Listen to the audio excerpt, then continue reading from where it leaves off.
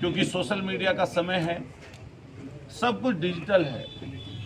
अगर कोई झूठी या सच्ची कोई खबर निकलती है तो जहां एक ग्रुप में पहुंचती है तो फॉरवर्ड होकर ना जाने कितने करोड़ों लोगों तक पहुंच जाती है।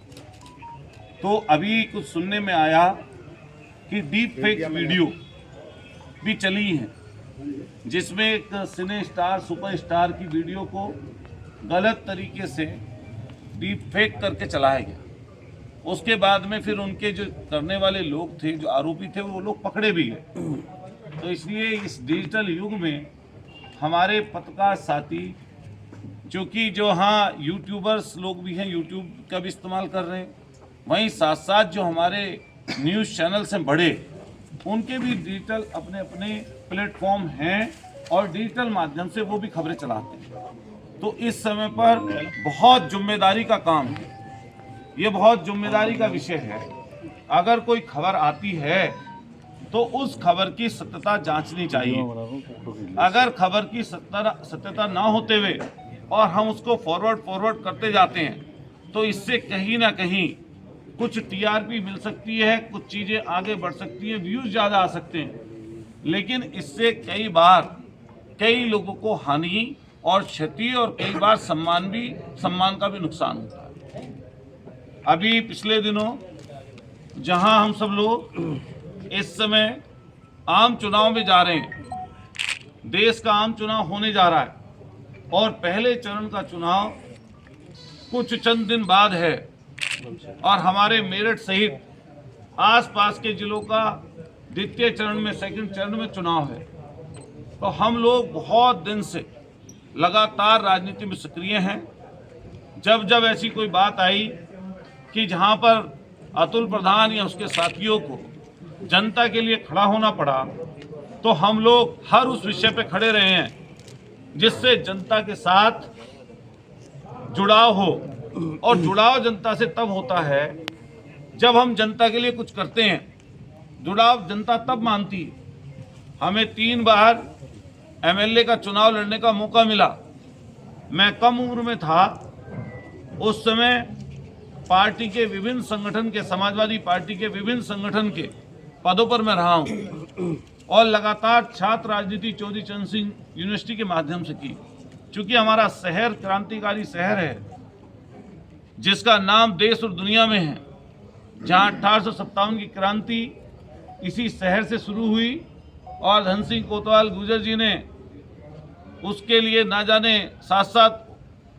जाने कितने लोगों ने अपनी कुर्बानियां हिंदू मुसलमान भाइयों ने दी। तो जहां हम लोग इस क्रांतिकारी शहर में हैं, वहीं कई बार अफवाहें चलती हैं। समाजवादी पार्टी ने हमेशा हमें सम्मान दिया, हमें मौका दिया। हमारी नज़दीकी माननीय अखिलेश यादव जी से काफ़ी लंबे समय से है और कई बार पार्टी दल फैसले लेती और जब फैसला शीर्ष नेतृत्व का होता है तो मेरे हिसाब से उसमें कई बार ऐसा हो सकता है कि किसी को उससे लाभ मिल जाए, या ऐसा हो सकता है किसी को राजनीतिक या पॉलिटिकल या सामाजिक लाभ ना मिल पाए, लेकिन पार्टी फैसला लेती है। चुनाव एक ही व्यक्ति लड़ पाता है, लेकिन मैं अपने आप को गौरवान्वित महसूस करता हूं कि मुझे 2012 में सिर्फ संघर्ष के बलबूते सरदना से एमएलए का टिकट मिला।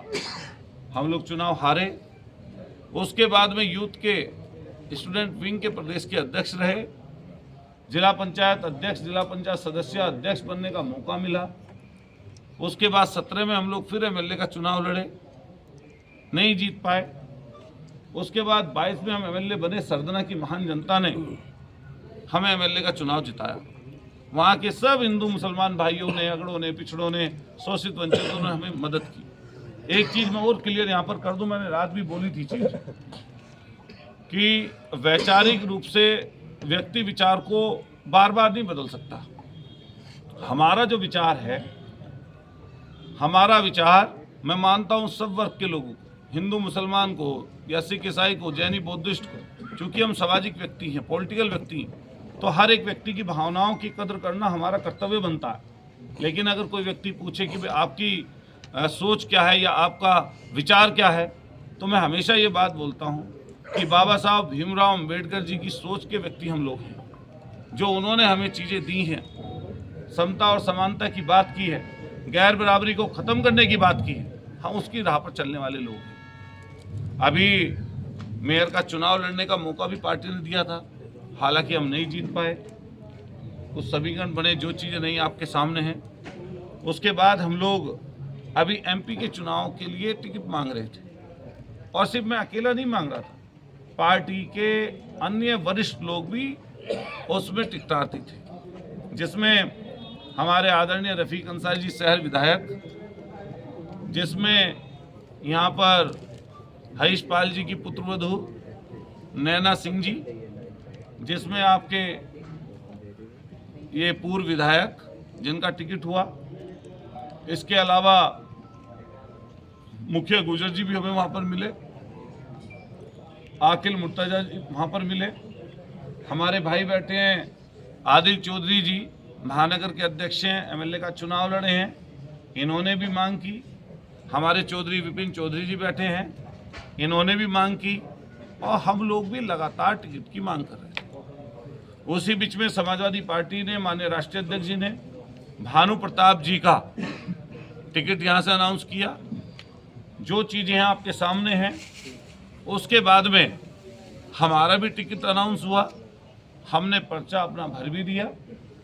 उसके बाद में माननीय राष्ट्रीय अध्यक्ष जी ने अपना जो भी पार्टी का शीर्ष नेतृत्व का जो भी इशारा रहा हो या जो भी सोच रही हो,